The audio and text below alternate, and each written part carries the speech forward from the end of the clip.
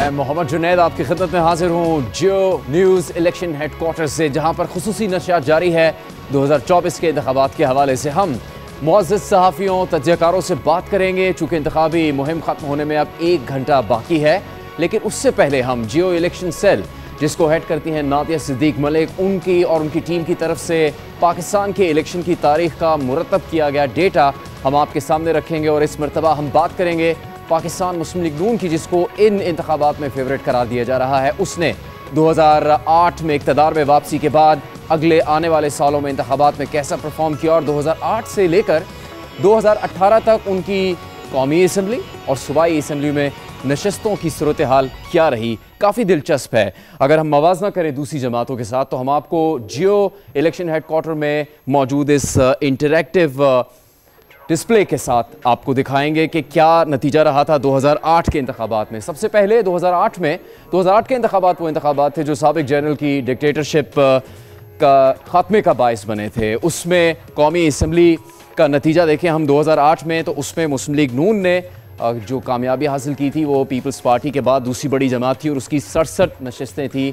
2008 में। इससे पहले उनकी जमात के अरकान पार्लियामेंट में मौजूद थे, लेकिन इक़्तिदार से कई बरस के लिए बाहर रहे।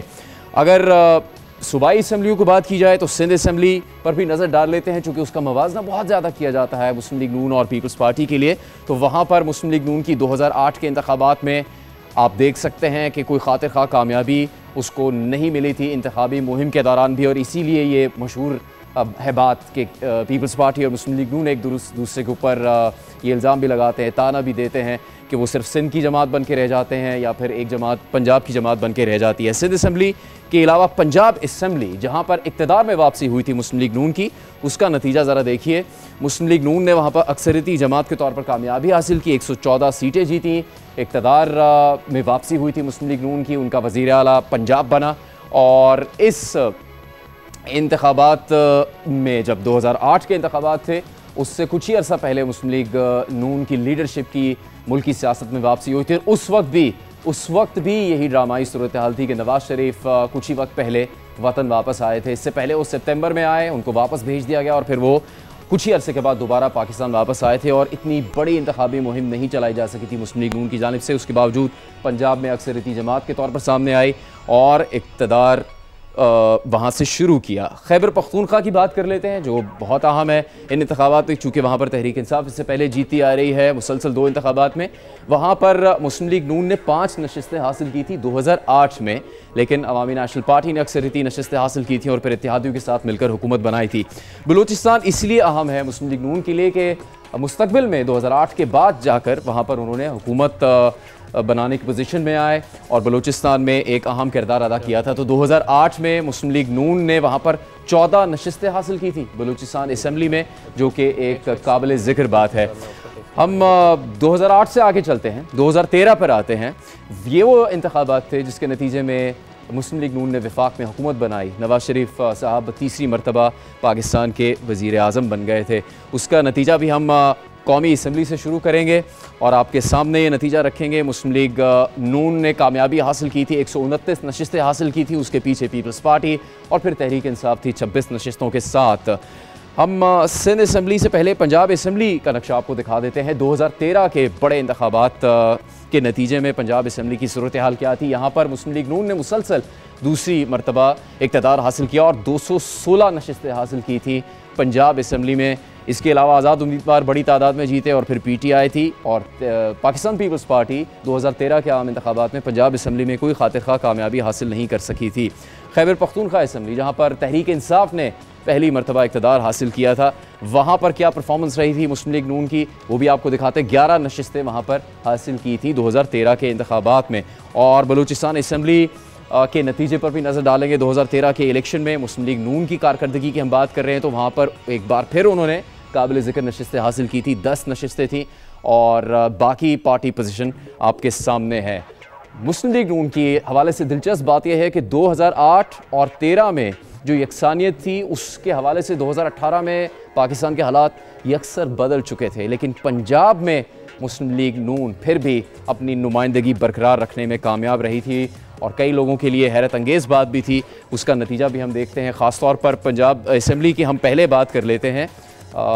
चूँकि आपको मालूम है कि मरकज़ में इमरान खान साहब ने हुकूमत बनाई दूसरी जमातों के साथ मिलकर, लेकिन 2018 के आम इंतखाबात में भी मुस्लिम लीग नून ने PTI से ज़्यादा नशिस्तें हासिल की थी, बावजूद इसके कि नवाज शरीफ साहब को नाअहल करार दे दिया गया, उनकी जमात के ऊपर बेशतर पाबंदियाँ लगाई गई और 2018 में वो फेवरेट जमात नहीं रही थी। लेकिन फिर भी पाकिस्तान के सबसे ज़्यादा आबादी वाले सूबे पंजाब में मुस्लिम लीग नून ही अक्सरियती जमात थी और उसके बाद तहरीक इंसाफ थी, फिर आज़ाद उम्मीदवार थे और फिर चंद दीगर जमातों को नशिस्तें मिली थी। लेकिन फिर भी पंजाब में 2018 के इंतखाबात के नतीजे में तहरीक इंसाफ की हुकूमत बनी थी। वो एक लंबी कहानी है किस तरह से आज़ाद उम्मीदवारों को मलवाया गया और उसमें जहांगीर तरीन साहब का क्या किरदार था।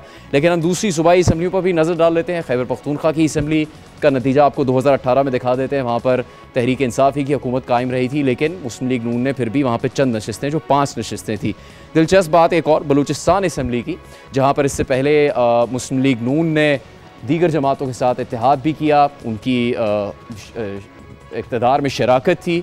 वहाँ पर 2018 में क्या हुआ कि मुस्लिम लीग नून कोई भी नशिस्त हासिल नहीं कर सकी और एक तरह से उस सूबे में उसकी नुमाइंदगी नहीं थी। 2018 के इंतखाबात के नतीजे में आपको कौमी असम्बली का नतीजा भी 2018 का दिखा देते हैं, चूँकि उसके बाद हम अपने सीनियर सहाफ़ियों तजज़ियेकारों की तरफ जाएंगे। मुस्लिम लीग नून ने कौमी असम्बली में भी 2018 के इंतखाबात में 64 नशिस्तें हासिल की थी, जिसका मतलब ये है कि तहरीक इंसाफ जिसकी कामयाबी के नतीजे में इमरान खान साहब वज़ीर-ए-आज़म बने, उसके बाद दूसरी बड़ी जमात कौमी असम्बली में फिर भी मुस्लिम लीग नून थी 2018 में। तो ये 3 आखिरी इंतखाबात जिनका नतीजा हमने आपके सामने रखा, इस पर हम बात भी करेंगे चूँकि मुस्लिम लीग नून को फेवरेट करार दिया जा रहा है। मुख्तलिफ आरा इस पर सामने आ रही हैं और उसके लिए हमारे साथ बातचीत के लिए हामिद मीर साहब, सलीम साफ़ी साहब, महवल सरफराज साहिबा, शाहज़ेब खानज़ादा साहिबा और इरशाद भट्टी साहब मौजूद हैं। अच्छा है, हम अक्सर ख़वातीन और मर्दों की नुमाइंदगी में गलतियाँ कर जाते हैं, तो शायद हमने एक वोट और उधर डालने की कोशिश की है। हामिद मीर साहब, ये रिज़ल्ट मैंने आपके सामने रखा है, लेकिन हमें पहले सलीम साफ़ी साहब के पास जाना है, चूँकि वो खैबर पख्तूनख्वा के नतीजे से मुतालिक ऐसी बात कह रहे हैं पिछले 2 दिन से जो शायद और कोई भी नहीं कह रहा है। तो क्या आप कह रहे हैं एक जमात वहाँ रहेगी ही नहीं, उसकी कोई निशानी नहीं होगी? नहीं, ये मैं नहीं कहता कि उसकी निशान नहीं होगी, बल्कि इससे पहले अभी शाहज़ेब खानज़ादा साहब के साथ भी जब बात हो रही थी तो मैंने यही कहा कि एक जमात जो कि 20-22 साल से मैदान में है और जिसको 11 साल से इस्टेब्लिशमेंट ने परवान चढ़ाया, उसके लिए मीडिया को इस्तेमाल किया, जुडिशरी को इस्तेमाल किया, बाकी इदारों को इस्तेमाल किया और उसके लिए लोगों के बाजू मरोड़े गए, इदारों के बाजू मरोड़े गए, तो उसको तो आप बैक जुम्मे कलम ख़त्म नहीं कर सकते। जो जमातें बनने में अगर 11-12 साल उसने लिया है तो वो 11 घंटों में तो फिर ख़त्म नहीं हो सकती। तो जिस तरह हामिद मीर साहब फरमा रहे थे, तो उसके बावजूद भी PTI अपना वजूद बरकरार रखेगी और इमरान खान साहब अल्लाह उनको ज़िंदा रखे, जब तक वो ज़िंदा है तो उनकी पार्टी भी ज़िंदा रहेगी। लेकिन मैंने उस बात से इख्तिलाफ़ किया था कि जिस तरह ये कहा जा रहा है कि खैबर पख्तूनख्वा में इमरान खान साहब की PTI की हुकूमत बनेगी, मैं वो मानने को तैयार नहीं हूँ। मेरा अपना अंदाज़ा है, गलत भी हो सकता है, लेकिन मेरा अंदाज़ा ये है कि वहाँ पे एक तो ये 3 पार्टियों में मुकाबला है। नंबर 1 के लिए परवेज़ खटक की पार्टी की, JUI की और ANP की, इन तीनों में बड़ी लार्जेस्ट पार्टी होने के लिए मुकाबला है। अच्छा, फिर मुस्लिम लीग नून और पीपल्स पार्टी, उनके दरमियान मुकाबला है चौथी पोजीशन के लिए। अच्छा, उसमें एक चौथे हो जाएगा, दूसरी 5वीं हो जाएगी और हुकूमत कौन फॉर्म करेगा, तो उसमें मेरा ये ख़्याल है कि जो PTI के आज़ाद आएंगे, तो मेरा अपना अंदाज़ा ये है कि उनकी अक्सरियत इमरान खान साहब से जुड़ी नहीं रहेगी, तो वो जिसके पलड़े में अपना वज़न डालेंगे तो वो वही पार्टी हुकूमत बनाने में कामयाब हो जाएगी। हामिद मीर साहब, ये जो हमने अब जायज़ा लिया है पिछले इंतखाबात का 2008, 13, 18, इसमें एक सवाल है जो कि 2013 के इंतखाबात के बाद एक कॉलम लिखा गया था जिसमें नवाज़ शरीफ को किस्मत का धनी करार दिया गया था। एक सीनियर सहाफ़ी आमिर अहमद ख़ान, उन्होंने लिखा था, क्या ये उनके किस्मत के धनी होने की सिर्फ वजह है कि 2008 में वो अचानक वापस आते हैं, उनकी जमात इक़्तिदार में आ जाती है, पंजाब में इक़्तिदार संभाल लेती है, 2013 वो तीसरी दफ़ा वज़ीर-ए-आज़म बन जाते हैं, 2018 में तमाम तर रियासती मशीनरी उनकी जमात को बाहर रखने के लिए इस्तेमाल की जाती है, फिर भी वो पाकिस्तान की सबसे ज़्यादा आबादी वाले सूबे में उनकी जमात ही सबसे ज़्यादा नशिस्तें हासिल कर लेती है। क्या इसको मालूम नहीं राइज़ एंड फॉल भी कह सकते हैं? नहीं, चूँकि फॉल भी उनका उस तरह से नहीं हुआ और फिर राइज़ जो है वो भी नीचे गया। तो कहाँ खड़ी है इस वक्त मुस्लिम लीग नून, और जो माजी के साथ इसका हम जायज़ा लेने की कोशिश कर रहे हैं उसके नतीजे में आपको क्या नज़र आता है उसका मुस्तक़बिल? देखें, 2008 के इलेक्शन पे तो मैं ज़्यादा बात नहीं कर सकता क्योंकि उस इलेक्शन की ट्रांसमिशन में मैं आपके साथ नहीं था, बल्कि मैं तो जियो पे था ही नहीं, मेरे पे पाबंदी लगी हुई थी। सही। और मैंने बड़े आराम से वोट भी डाला था और उस दिन मैंने पोलिंग स्टेशनों पर घूम फिर के हालात का जायज़ा भी लिया था। तो उस वक्त तो परवेज़ मुशर्रफ साहब की हुकूमत जी, 3 नवंबर की इमरजेंसी की सूरत में पाबंदियाँ लगी। तो 5 सहाफ़ी थे जिन पर पाबंदी थी, बाकी सारे आगे थे, मैं नहीं था आया वापस।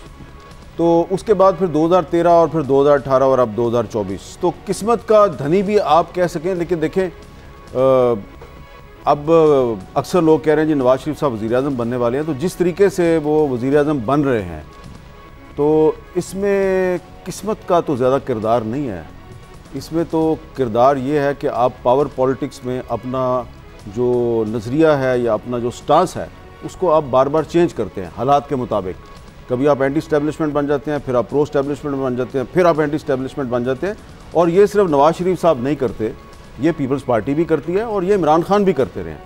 अभी सावी साहब बार बार कह रहे हैं कि 11 साल तक इस्टेब्लिशमेंट ने इमरान खान को की परवरिश की। बिल्कुल सही कह रहे हैं। 2011 में जो लाहौर में मीनार पाकिस्तान में जलसा था तो वो उस वक्त जनरल पाशा साहब थे, लेकिन 2002 में जब वो पहली दफ़ा अपनी पार्टी के एक MNA बने तो 2002 से लेके और 2010-11 तक वो जो 8-9 साल हैं, तो उसमें वो भी ज़माना है जो आप अपने सीनियर से पूछें, हमारे जो मैनेजमेंट के लोग हैं, कि क्या परवेज़ मुशर्रफ की जो हुकूमत थी उसने एक ब्लैक लिस्ट नहीं दी थी 5 आदमियों की कि ये 5 MNAs जो हैं ये कैपिटल टॉक में नहीं आने चाहिए। सबसे ऊपर इमरान खान का नाम था, ठीक है ना। तो इमरान खान साहब जो हैं वो परवेज़ मुशर्रफ की मुखालफत करते रहे। फाटा में है कि उनका रिकॉर्ड है कि वो सबसे ज़्यादा दुनिया में आए कैपिटल टॉक में। हाँ, और क्योंकि वो बावजूद इसके उसकी वजह थी ना, उसकी वजह ये थी कि नवाज शरीफ साहब पाकिस्तान में नहीं थे, बेनज़ीर भुट्टो साहब पाकिस्तान में नहीं थी और हमें मुशर्रफ साहब का प्रेशर था इसको नहीं बुलाना। तो जब वो कोई काम कहते हैं कि आपने नहीं करना तो फिर तो हम बार बार करते हैं ना फिर वो काम, ठीक है ना। सही है।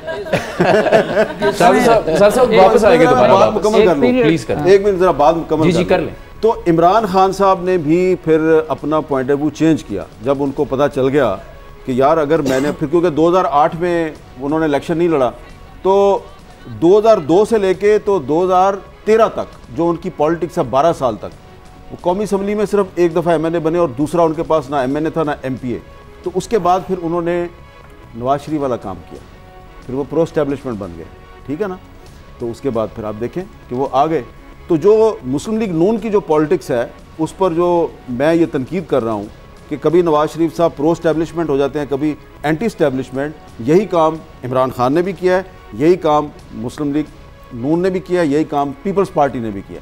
तो हमारी तो तमाम बड़ी पार्टीज़ हैं पावर पॉलिटिक्स करती हैं, नज़रिए की सियासत नहीं करती।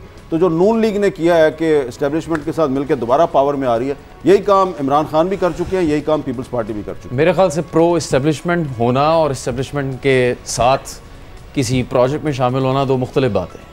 इसको दूसरे तरीके से भी कहा जा सकता है ना कि एस्टैब्लिशमेंट कभी प्रो नवाज शरीफ बन जाती है, फ़ायदा जिनसे नुकसान उठाते हैं उनसे फ़ायदा भी लेते हैं। तो ये अब उनकी लड़ाई है मुसलसल, या फिर उनकी किस्मत ऐसी है मुस्लिम लीग नून की और उसके कायद नवाज शरीफ की, ये होता चला जा रहा है पिछले 12 साल से? किस्मत आप कहने की लड़ाई हो जाती है, लड़ाई भी हो जाती है, फिर वो लड़ाई ख़त्म भी हो जाती है, फिर इक़्तिदार में वापस भी आ जाते हैं, फिर लड़ाई हो जाती है। देखिए ज़ाहिर है नवाज शरीफ साहब एक लकी सियासतदान तो हैं, मगर at the same time unlucky सियासतदान भी हैं। एक मुल्क का ऐसा वज़ीर आज़म है जो चौथी दफ़ा वज़ीर आज़म बनेगा अगर बनेगा, मगर पिछले 25 साल में सिर्फ दूसरा इलेक्शन लड़ने जा रहा है वो। 1999 के बाद उन्होंने एक इलेक्शन लड़ा तो वो 2013 में था।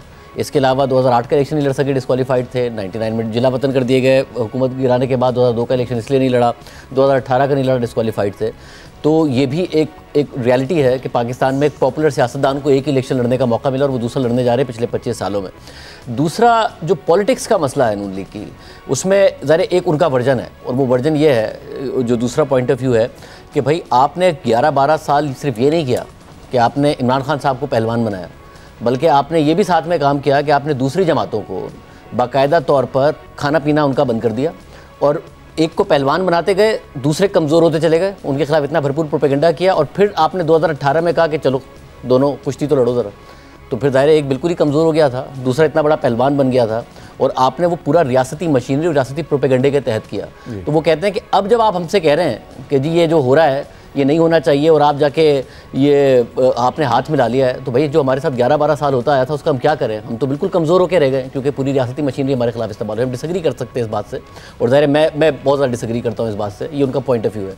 उसकी एक वजह यह है कि नून लीग जो है मुझे लगता है कि एक माजी की पॉलिटिक्स कर रही है। अभी ज़ाहिर है एक रियासती जबर का सामना है पाकिस्तान तहरीक इंसाफ को, तो नून लीग को आने का मौका मिल रहा है। शायद फेयर इलेक्शन में वो 100 और 110 इलेक्शन के दावे ना करते नज़र आते हैं। अब उनका ये पॉइंट ऑफ व्यू ज़रूर है कि जी हमारे साथ हुआ इतना बुरा है, तो आज आप कह रहे हैं कि फेयर इलेक्शन हम लड़ लें, तो कैसे लड़ लें जब हमें आपने बिल्कुल ही उन्हें पहलवान बना दिया और हमें बिल्कुल कमज़ोर कर दिया। बट द प्रॉब्लम इज़ कि आपको जगह जगह नज़र आता है कि ऐसी जमात है जो माजी में है, एक यंग वोटर सपोर्टर जो बहुत तेज़ी से 18 साल का होने की वजह से वोटर बन रहा है, उसके लिए बहुत कम है कि वो नून लीग के साथ अपने आप को रिलेट कर सके। वो किस तरह नून लीग के साथ रिलेट करे जब उसको नज़र आ रहा हो कि जी ये पार्टी ख़ानदान से बाहर निकलने में स्ट्रगल कर रही है, ये पार्टी ज़्यादातर अब एक फैमिली ओरिएंटेड पार्टी होती जा रही है। आपको पता है कि अगर आपको इकॉनमी थोड़ी सी भी अच्छी आती है तो आपके पास नून लीग में सर्वाइव करने का मौका बहुत कम है, क्योंकि लग रहा होगा कि डार साहब को आप चैलेंज करने वाले हैं। अगर आप को इन्फॉर्मेशन में ज़रा बेहतर हैं तो आपके लिए बड़ा मुश्किल होगा कि आप पार्टी के तरफ। तो बहुत सारी ऐसी चीज़ें हैं जिसमें पंजाब का जब वज़ारत आला होगी, हमने आज क्या डिबेट की है कि मरियम नवाज़ होंगी या फिर शहबाज शरीफ साहब होंगे, कोई तीसरा नाम आप सोच ही नहीं सकते कि वो भी नून लीग से आ सकता है।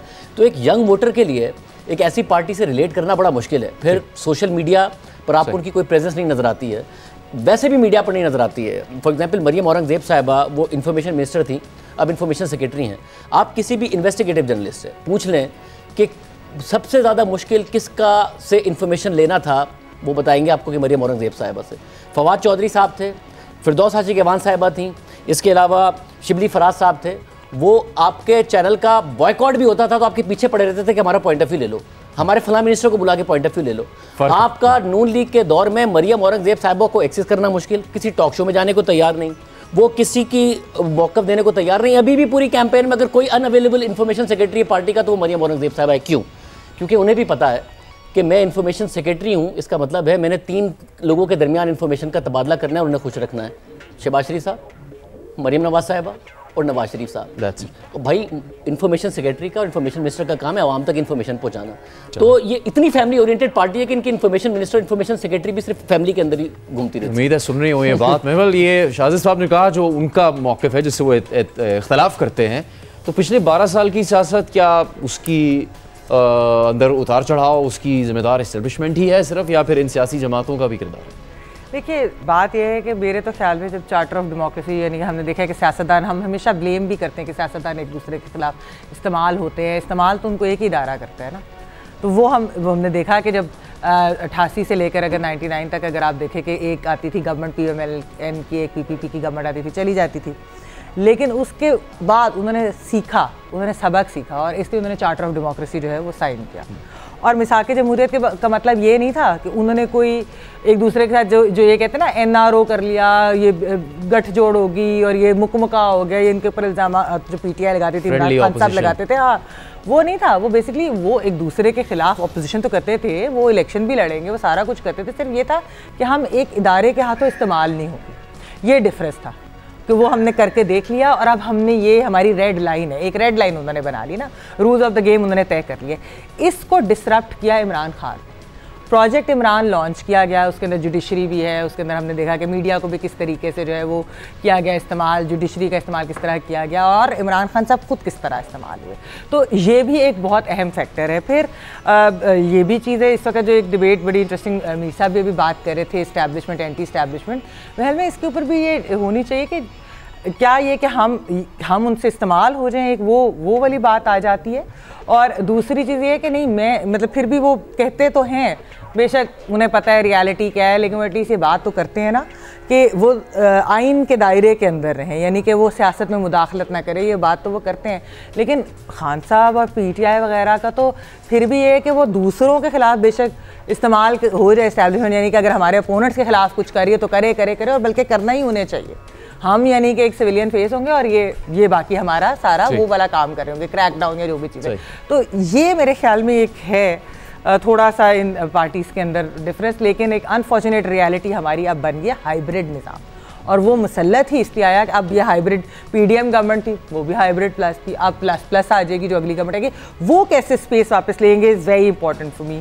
शहजाद साहब, जब नवाज शरीफ की सियासत की बात की जाती है, हम चूँकि इस वक्त दीगर जमातों को डिस्कस किया है, PMLN को डिस्कस कर रहे हैं, ये कहा जाता है कि जब भी वो वापस आए हैं वो माजी की मुकाबले में मुख्तलिफ सियासतदान के तौर पर सामने आए हैं। जब 2013 में इंतखाब जीते तो कहा गया कि इंतहा पसंदी से फासला इख्तियार करना, दहशतगर्दी के ख़िलाफ़ एक स्टांस लेना, साबिक जो डिक्टेटर हैं उनके एहतसाब का फ़ैसला करना, ये फ़ैसला करना कि हमसायों से ताल्लुकात अच्छे होंगे, ये फ़ैसला करना कि हम किसी भी किस्म की दहशतगर्दी की स्पॉन्सरशिप में शामिल नहीं होंगे, ये उनकी चीज़ें थी जिनको गिनवाया गया और उन्होंने किसी हद तक उस पर अमल करने की कोशिश भी की। तो क्या इस वजह से वो अब भी ज़िंदा है सिस्टम के अंदर, और फिर कहा जा रहा है कि वो वापस आ रहे हैं, बहुत जगह से बात हो रही है कि फिर वज़ीर आज़म बन सकते हैं?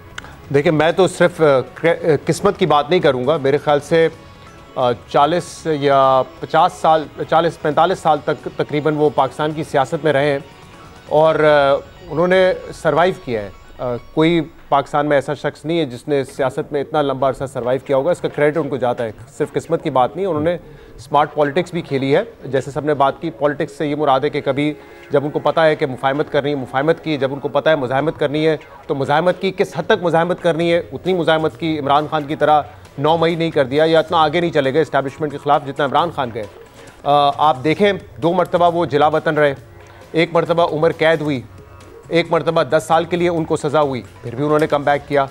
कितने सदूर आए और चले गए, कितने वज़राए आज़म आए और चले गए, कितने आर्मी चीफ़ आए, काकड़ आए, परवेज़ मुशर्रफ आए, राहील शरीफ का दौर आया, जनरल बाजवा का दौर आया, वो आए चले गए, लेकिन नवाज शरीफ साहब वहाँ पे खड़े हुए।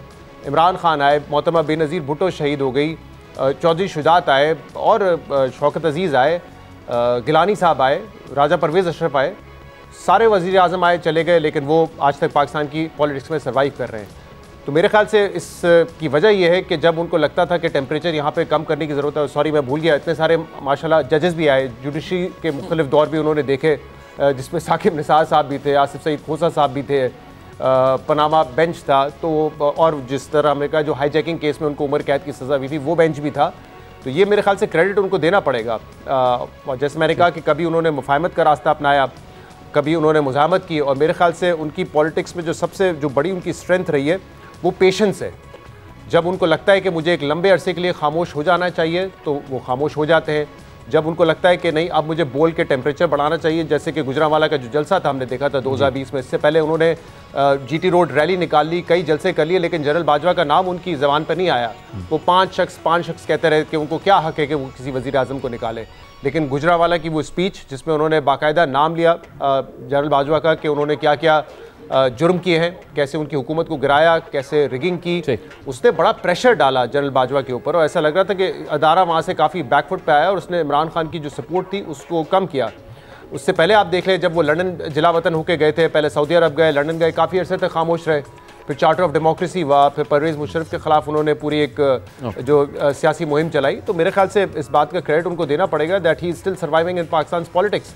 बहुत सारे, जैसे मैंने कहा, आर्मी चीफ गए, सदर पाकिस्तान आए, प्राइम मिनिस्टर्स आए, जजेस आए गए, बट ही सर्वाइविंग। तो मेरे ख्याल से आपने बहुत से वाक़यात गिनवाए हैं शहजाद साहब। इरशाद भट्टी साहब, क्या वो पॉलिटिकल सर्वाइवर हैं या फिर पाकिस्तान की सियासत ही ऐसी है जिसके उतार चढ़ाव पे वो चलते रहे और अब तक मौजूद हैं पाकिस्तान की पॉलिटिक्स में और अब फिर से कॉन्टेस्ट कर रहे हैं? जी बिल्कुल, अगर आप इस तरह देखें, पाकिस्तानी सियासत को देखें और उनको देखें तो हैं, क्योंकि जब उनको मौका मिलता है वो इनकलाबी हो जाते हैं, जब मौका मिलता है मफाहमती हो जाते हैं, जब मौका मिलता है गुजरांवाला का जलसा कर देते हैं, जब मौका मिलता है कुरान पर हलफ लेकर एक्सटेंशन दे देते हैं, जब मौका मिलता है, जब वक्त रकू आता है जद्दा चले जाते हैं, जब हालात बेहतर होते हैं वापस पाकिस्तान आ जाते हैं, और जाते हुए भी डील नहीं मानते, आते हुए भी डील नहीं मानते, जब मौका आता है तो बीमार हो जाते हैं, जब मौका आता है लंदन चले जाते हैं, जब मौका आता है डील करके रिस्क फ्री और गारंटियों भरी वापसी हो जाती है। तो अगर आप इसको कहते हैं कि बर वक्त डील करना और साथ एक शहबाज शरीफ आंखों का तारा भाई होना, जो एक बड़ा प्लस पॉइंट है, जो ना इमरान खान के पास है, ना मेरे ख्याल से बिलावल के पास वालिद साहब हैं, लेकिन बाकियों के पास ये प्लस पॉइंट नहीं है कि जो इतने मफामती हो जाएं और जो कार की डिग्गियों तक के किस्से मशहूर हों, झूठे हैं या सच्चे हैं वो छोड़िए, लेकिन कोई गुलाब जामुन खाने जा रहा है, कोई रात की तारीकी में वहाँ पहुँचा हुआ है, कोई कुछ करने जा रहा है। तो इस मुल्क में जहाँ प्रोजेक्ट भुट्टो लॉन्च हुआ, प्रोजेक्ट नवाज शरीफ लॉन्च हुआ, वहाँ प्रोजेक्ट इमरान भी लॉन्च हुआ। और ये चूँकि पहुँचे हुए बुज़ुर्ग हैं और ये कभी भी इन्होंने कभी भी खड़े, मैं डिक्टेशन नहीं लूँगा, ले ली, मैं खड़ा रही, मेरी जीना मरना इससे जद्दा, जीना मरना यहाँ है लंदन, फिर वापस, और फिर उसके बाद कुछ भी नहीं अब हाथ में। आप देखिए ये इस मुल्क की सियासत और उनको देखिए कि कुछ भी नहीं हाथ में, बयानियाँ भी कोई नहीं, परफॉर्मेंस भी कोई नहीं, और कुछ कहने को भी नहीं, कुछ सुनाने को भी नहीं।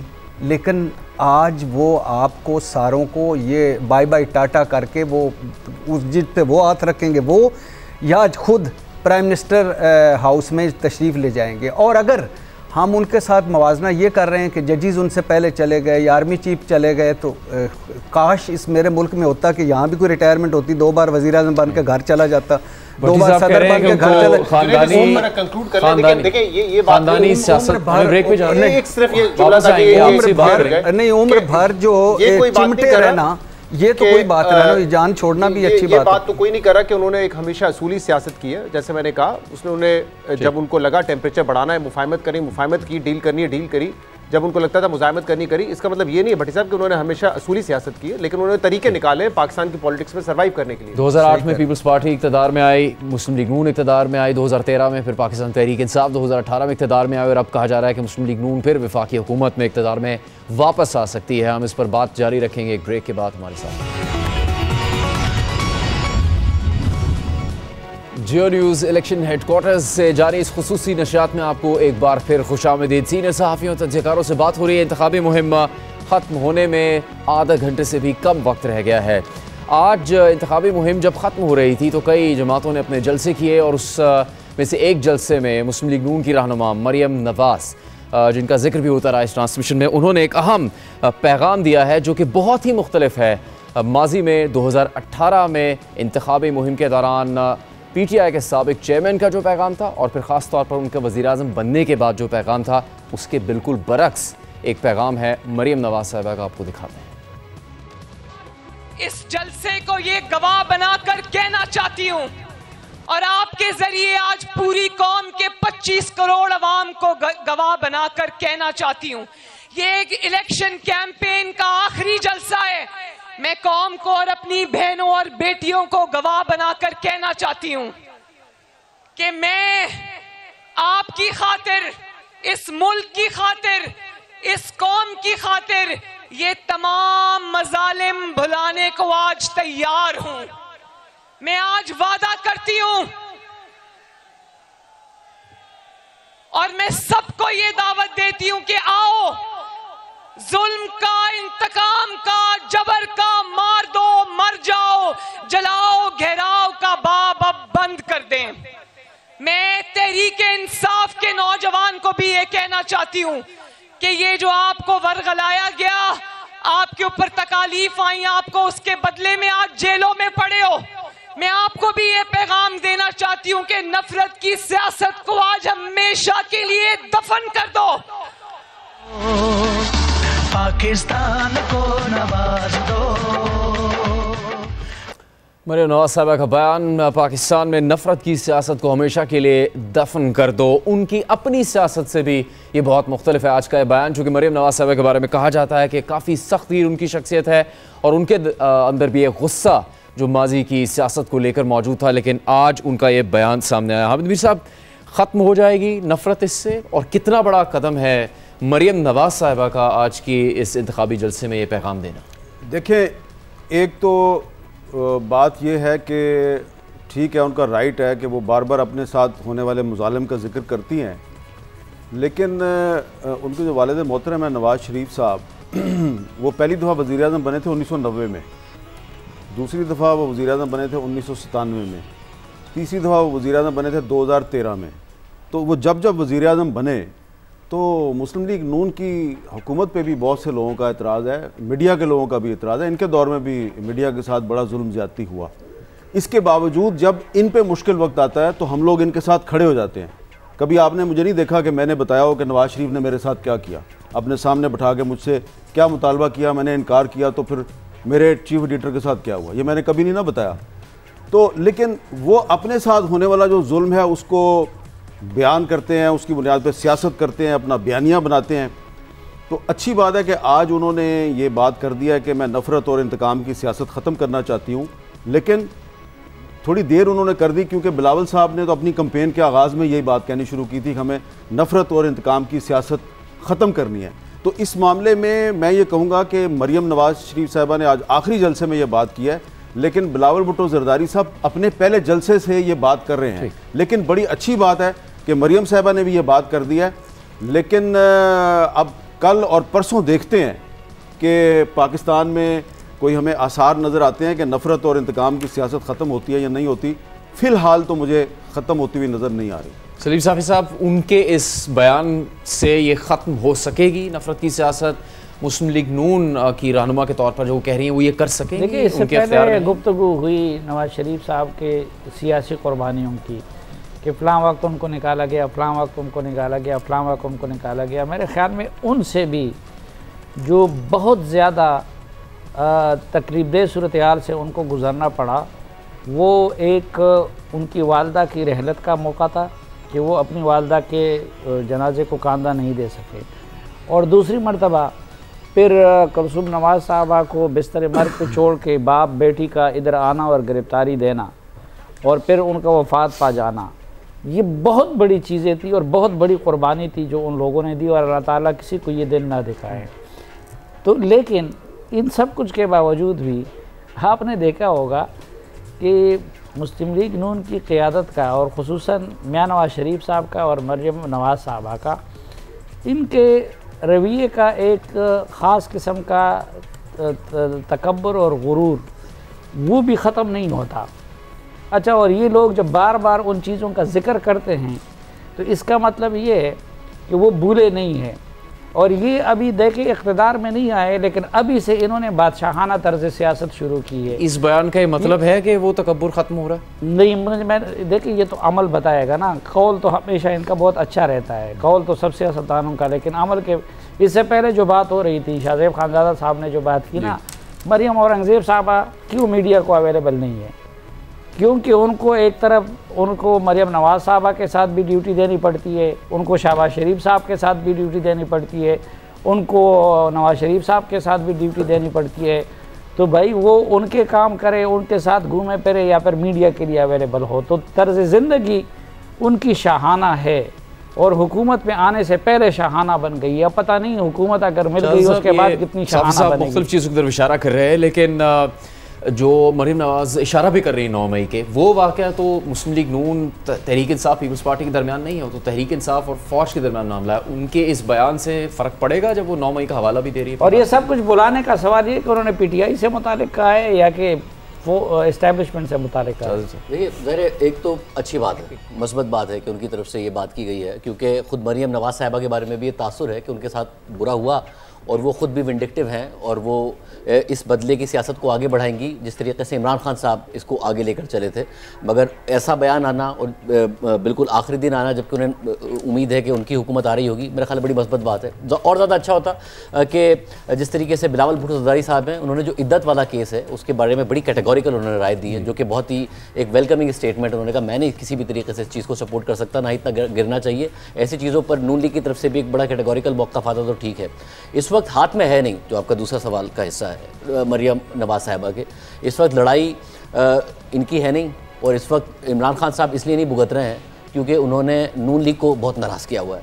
तो जिनको नाराज़ किया हुआ है और जिनकी वजह से भुगत रहे हैं, जब उनसे मामलात अगर तय पा गए, क्योंकि माजी में भी उनका यही हिस्ट्री रही है इदारे की कि कभी एक सियासी जमात को कभी दूसरी सियासी जमात को टारगेट करते हैं, तो फिर मरियम नवाज़ साहिबा के माफ़ करने से फ़र्क नहीं पड़ेगा। मगर सियासत में जो इस वक्त बहुत नफ़रत आ गई है और इतनी टॉक्सिक हो गई है सियासत, उसमें ये एक मस्बत पैगाम है जो मरीम नवाज साहिबा की तरफ से दिया गया है। और इमरान खान साहब को भी सबक सीखना पड़ेगा। खान साहब की सियासत का मसला ये है कि खान साहब की सियासत चलती और परवान चढ़ती ही नफ़रत पर है। वो नफ़रत फैलाते हैं, कभी किसी पे गद्दारी का इल्ज़ाम लगाते हैं, कभी किसी के ख़िलाफ़ मज़हब का इस्तेमाल करके इल्ज़ाम लगाते हैं। उन्होंने 2018 में मज़हबी नफ़रत अंगेज़ी की, उन्होंने गद्दारी के इल्ज़ाम लगाए, उन्होंने अपनी वोट ऑफ नो कॉन्फिडेंस से बचने के लिए लोगों पर गद्दारी के इल्ज़ाम लगाए, किसी को अमेरिका का एजेंट कहा। अगर किसी मीडिया ने सवाल उठाया तो कहा कि इन्होंने अमेरिका से पैसे पकड़े हुए हैं। बाद में सुप्रीम कोर्ट ने साबित किया कि सारे इमरान खान साहब के इल्ज़ाम झूठे थे और बाद में वो खुद कह रहे थे कि मैं इससे आगे बढ़ना चाहता हूँ और अमेरिका के साथ यू टर्न ले गए। तो खान साहब का जो एक बाकायदा पॉलिटिक्स का स्टाइल है वो है ही दूसरों के ख़िलाफ़ नफ़रत पैदा करने पर, कि जो मेरे ख़िलाफ़ है वो करप्ट है, वो इस मुल्क का दुश्मन है, वो मुल्क का गद्दार है, वो मज़हब का गद्दार है। वो हर बात में इतनी एक्सट्रीम पोजीशन लेते हैं। आप मेरे साथ हैं तो आप दुनिया के ईमानदार तरीन आदमी हैं, वरना आप पंजाब के सबसे बड़े डाकू हैं। परवेज़ इलाही साहब के केस में, मुतादिद दूसरे केसेस में मैं चपरासी भी नहीं रखूँगा आपको। हामिद मीर साहब के शो में गालिबन कहा था शेख रशीद साहब के बारे में, बाद में शेख रशीद सबसे ज़्यादा लाडले हो गए थे, अब दोबारा शेख रशीद साहब ने तो चपरासी बन गए थे ना। तो खान साहब को भी सोचना पड़ेगा कि जो एक्सट्रीमिज्म है उनकी पॉलिटिक्स में, जिसमें वो बिल्कुल दूसरों के खिलाफ इतनी नफरत पैदा करते हैं, और सीखें कि इससे मुल्क आगे नहीं बदल सकेगा इससे ये कल्चर पाकिस्तान। देखिए जुनैद, मेरे ख्याल में मैं आपको जो है ना एक बात ज़रूर कहना चाहती हूँ, वो ये है कि ये बहुत बड़ी स्टेटमेंट है ये मरीम नवाज साहबा की। मैं इसको इस कॉन्टेक्स्ट में कहना चाह रही हूँ कि बड़ी स्टेटमेंट है।